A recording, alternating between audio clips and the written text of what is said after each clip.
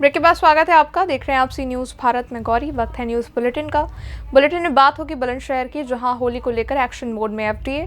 आगे बात करेंगे झारखंड की, जहां धनबाद में लोकसभा चुनाव को लेकर की गई प्रबंधन समिति की बैठक। और आखिर में चर्चा करेंगे कैमूर की, जहाँ वन विभाग की टीम पर ग्रामीणों ने किया पथराव। तमाम खबरों पर चलिए एक बार विस्तार से कर लेते हैं चर्चा।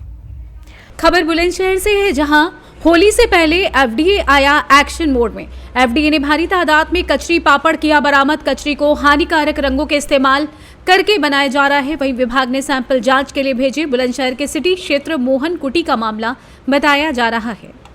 बुलंदशहर से सी न्यूज़ संवाददाता अदनान इबाद की रिपोर्ट।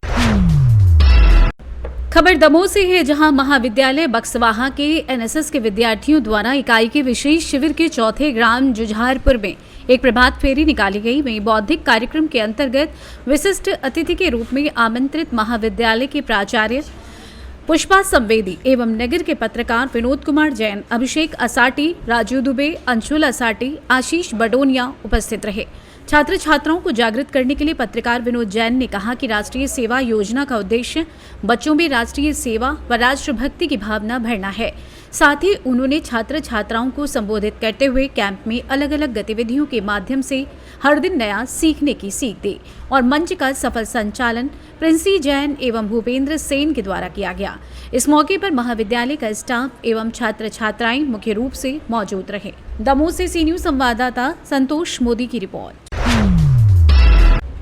खबर झारखंड के खोरी महुआ से है, जहां धनबाद विधानसभा स्तरीय भाजपा चुनाव प्रबंधन समिति की बैठक मंगलवार को डोरंडा शिवदुर्गा न्यास मंदिर में हुई। बैठक में कोडरमा सांसद सह केंद्रीय शिक्षा राज्य मंत्री अन्नपूर्णा देवी मुख्य रूप से उपस्थित थी। बैठक में आगामी लोकसभा चुनाव की तैयारी पर चर्चा की गई।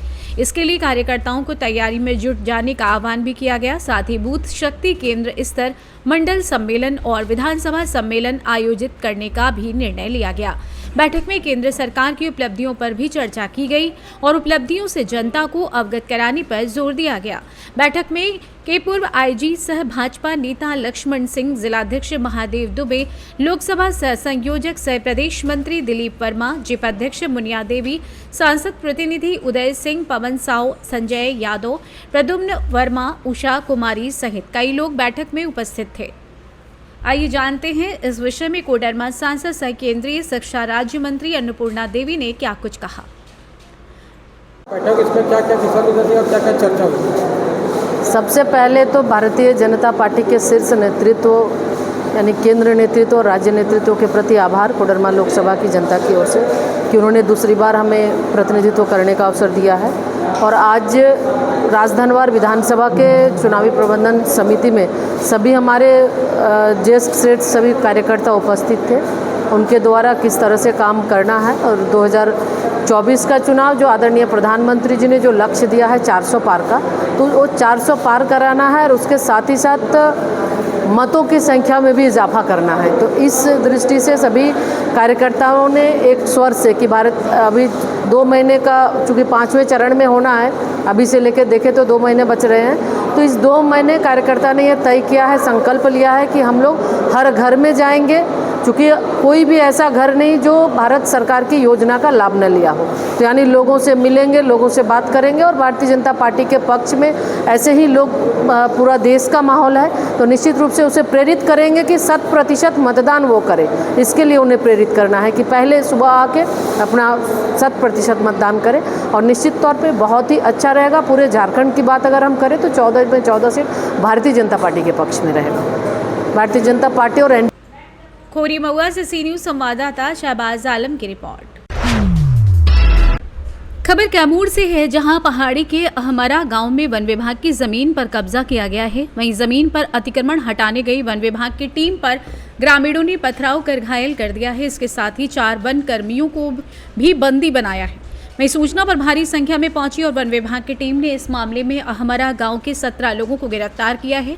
जिस पर जानकारी देते हुए कैमूर डीएफओ चंचल प्रकाशम ने बताया कि सूचना मिली थी कि वन क्षेत्र के बिट ऑफिस के रेंज में वन विभाग की जमीन पर अतिक्रमण कर कब्जा कर लिया गया है, जहां सोमवार को जमीन को अतिक्रमण मुक्त कराने गई वन विभाग टीम पर अम्हारा गांव के महिलाओं और पुरुषों द्वारा हमला कर दिया गया और पत्थरबाजी की गई।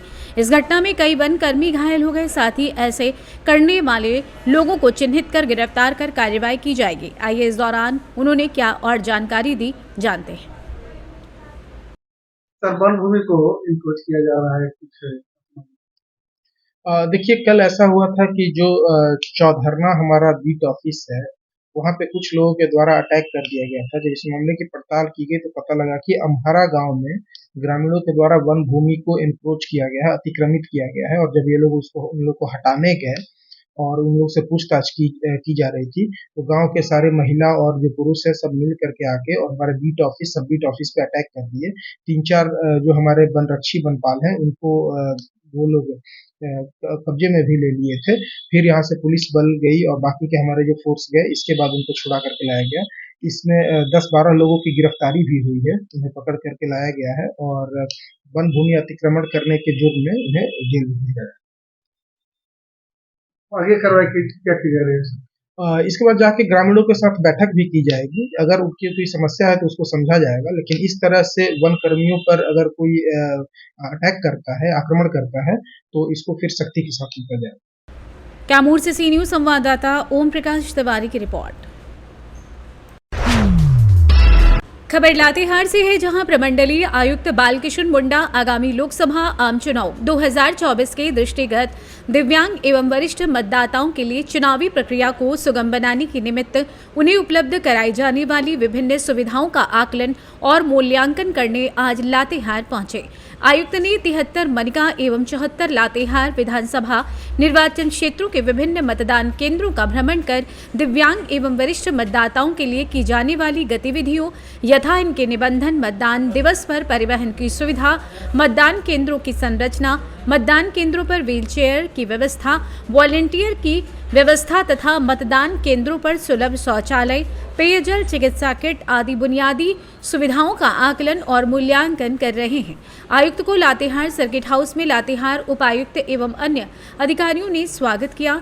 आयुक्त सबसे पहले लातेहार विधानसभा क्षेत्र के मतदान केंद्र संख्या 183 राजकीयकृत उत्क्रमित उच्च विद्यालय उदयपुरा का भ्रमण किया और यहां पर उन्होंने व्यवस्थाओं का आकलन किया। लातेहार से सी न्यूज संवाददाता बबलू खान की रिपोर्ट। फिलहाल के लिए न्यूज बुलेटिन में बस इतना ही। वक्त है छोटे से ब्रेक का। ब्रेक के बाद फिर हाजिर होंगे बड़ी खबरों के साथ।